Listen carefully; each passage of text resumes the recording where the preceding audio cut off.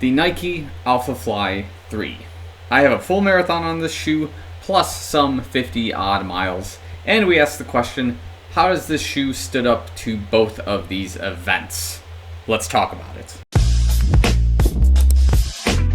So before we get into the video, make sure you like the video, subscribe to the channel. If you're already subscribed watching the content, thanks so much. Love you guys a lot. Make sure you follow me on Instagram and Strava for all sorts of other updates and things like that. So without further ado, let's begin. Specs of the shoe somewhere up here. So as I mentioned at the beginning, we're about 50 miles into this particular race day shoe.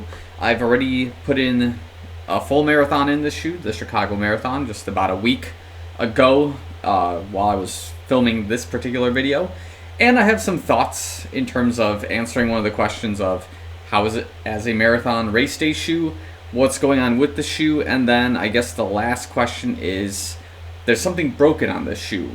Can we figure it out, and what's going to be the long-term effects of this particular break? So yeah, those are some of the things we're going to get off right off the rip. So let's take a look at the outsoles of the shoes, just so we see sort of what's going on and some interesting points for us to discuss at this time. And my areas of interest are always on the outsoles, and in this case it's the area near the Air Zoom pods, because that's going to be your primary strike zone for these shoes. So let's start with the right foot. That's going to be a one with a little bit more wear than the left, right? So you can see on the outsole area, right about where the Air Zoom pods are, I've almost completely polished off this particular area. From at least the looks of it, it looks like gum is like stuck to the shoe, but it's really not. This area has been cooked off the shoe entirely, probably through friction, just burnt right off. Have a little bit of wear down there from the foam, probably from more of the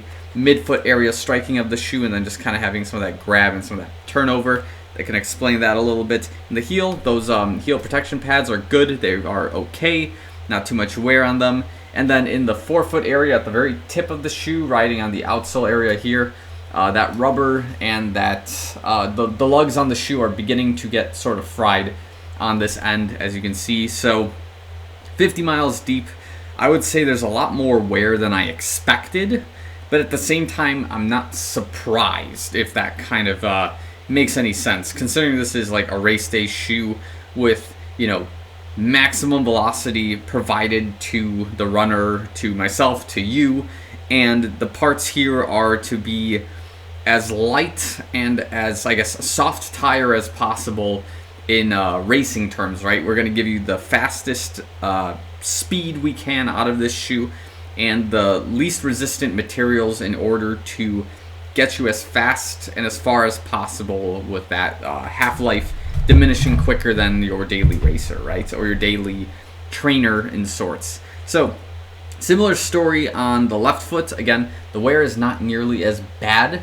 I see that we do have some wear and tear on the Air Zoom pod there, and we do have some of that wear in the midfoot here. So if that tells you any sort of story in terms of my running form, is that my left foot is a lot less aggressive than my right foot. And in terms of the marathon, that is quite interesting to, I would say, have that realization, or it is kind of surprising based on, one, just the wear, and two, like how my results happened across the race, right?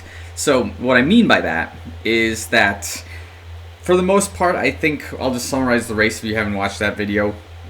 What happened is that I ran a 3:32:59, which again, I was expecting to run about 3:30 for the entire marathon based on my existing fitness, based on my 2-hour long run results. I knew I was going to be about there. I knew it wasn't going to be like a spectacular PR day or anything of that sort. So that being said, I knew about halfway into the race I was like on track to run about 3:15, 3:20, so I thought I was a little bit ahead of schedule, and then of course the second half kind of does its thing, whatever, and I start having massive cramps in my calf, not like debilitating, but I start feeling them about mile 18, mile 19, starting in the left foot, which probably tells me that it was a little bit more consistent and I had more of a stable style run compared to my right foot, which may have been a little bit more aggressive, and I may have had some more, you know, calf motion or like more offset, I would say, I'm thinking of the right word, had some more flexibility in the offset of how I was running in order to prevent the calf from being the primary impact zone, whereas my left foot was constantly locked, kind of slamming this way. Anyways, mile 25, I hit like not a nutritious wall, but I do hit the cramping wall because I was doing stunts. I made a silly trick by switching hats with my dad at one of the medical tents, and just that motion of like taking off the hat, moving, at mile 25, that is a lot of movement, and that's going to throw your equilibrium in your lower body off, especially when like you're holding on by like a razor thin edge. So I cramped up pretty bad, but regardless like of the time and like of that experience, the question here is, how is it as a marathon shoe? I will say this, it is up there, definitely for sure, as one of my more favorite or more favorable marathon day shoes. Is it the best one I've ever had? I don't know. I think it's too soon to tell, just because every marathon has been different in terms of experience and training and build up. Like, if I had the same fitness that I had in 2019 and I had this shoe, would this be the best shoe of all time? I don't know. It's hard to say. But I would say, in terms of the specs provided, the stability and the comfort I had in this shoe throughout this particular race, I would put it in my top 3 favorite marathon shoes that I've run in so far. That would be up there in a list with the Next Percent 1 and the Next Percent 2 Vaporfly series shoes.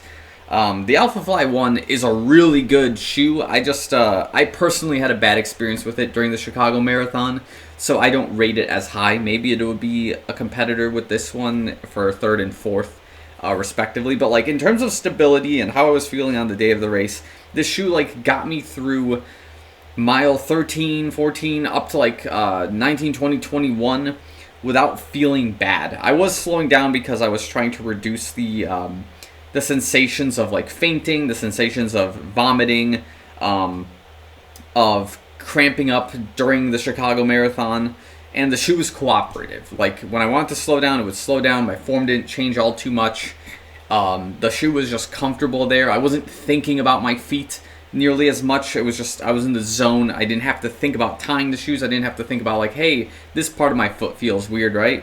So I'll get into that a little bit more when we compare this to like the Metaspeed Sky Plus, but just everything about the shoe felt right on the day, where again, it served its purpose. It was fast, it was clean. I didn't have to think about this thing. That was the most important one, right? Like when you're thinking about your muscles, your nutrition, where you are on the course, the last thing you want to think about is, oh shoot, something's happening to the shoes and this is going to impact my race day, right? Because you didn't train for, a year, 6, 8 months, whatever it is, just to be there on race day and go, hey, my shoes are failing me. Like, that's the last thing you want to think about, right? So, in terms of a marathon shoe, highly reliable from my personal experience. Now, you may have had it and you may have a different experience, but like all things considered, I guess 2 camps of thought, I would say. One is that, yeah, this is the premier Nike shoe for like marathon season. So everyone and their mothers had this shoe as their race day shoe. I would say at least like 40 to 50% of the field was running on Nike. Like, it would not surprise me if that is like the stats, or if it's even more, right? So I saw a lot of Alphafly 3s, I saw a lot of Alphafly 1s, a few Alphafly 2s. But yeah, for the most part, this is like the hype shoe. This is like what Nike is selling right now, and that's why we've seen so many of these, right? So that's kind of the point I want to get across. Now, that's answering my first question again. Now, for the other question is that there's a critical issue with my particular pair of shoes. And can you guess what it could possibly be just by looking at them? Is it the Air Zoom Pods by any chance? Have I popped them? They look okay to me. Is it something on the upper? Well, actually, we'll get back to this at the very end, but is there anything on the upper that may be ripped up? Doesn't look like it. But we have one last piece. Is there something on the foams that are ripped up or damaged? And the answer would be yes. Look at this. I, for some reason, ripped the entire foam heel piece, completely off of the heel. You can basically rip this off if I really tried to. So, I have one of two ways to resolve this particular issue. I don't know when it happened, how it happened, whether it was during the race, after the race. Hard to say exactly what's going on, how it's impacting performance. I'll say right off the rip, I don't think it's impacting anything at this time. It could. This could be a big problem in the future, but again, this is just like an architectural flaw that I don't like. Just like this tough edge makes it so, like, you know, if you're running and you clip your heel, you can rip this foam off, and it's pretty bad, right? Two ways to fix this. One, I can go to Nike, swap this out, get a brand new pair of racing shoes. Potentially, if this is still in stock, that is, I guess, an atomic option, just because I don't think Nike has this pair anymore. I think these are sold out as far as I'm aware. So that would go into option 2, which is I start gorilla gluing or crazy gluing the foam together and just hope it sticks in the places that it's supposed to. And I kind of want to lean in that direction just to repair the shoe, keep it for that sentimental value that, hey, I ran the 2024 Chicago Marathon in this, and I didn't have the world's greatest time, but I had a really comfortable shoe to race with. So let's repair this thing and keep its lifespan as long as possible as I go into like the turkey trot, hot chocolate season, and I go into like a winter training block, and I want to put this through like some kind of threshold sessions, right? So some repairing we got to do in the heel here, but again, nothing critically damaged, but it is still it is a foam wear that I was not expecting, and I should have probably seen coming, all things considered. I feel like I did this to another shoe before. I just don't know which one. Maybe it was the Pegasus Turbo 2s or the 1s. I don't exactly remember, but yeah, I'll repair this. So by the time we get to the 100 plus mile review, we can talk about whether the repairs were successful or not. But yeah, that's just something of concern right now. So overall, having a really good time with these Nike Race Day shoes. I'm glad that they got me through the marathon, as they were a last minute decision, last minute choice for me on race day. And yeah, I just had a good time with them. So if you agree or disagree with the assessment, let me know in the comments below. If you had this damage in the heel, how have you fixed it before? Anything else? Anything with the uppers that are of concern for you guys? I don't know.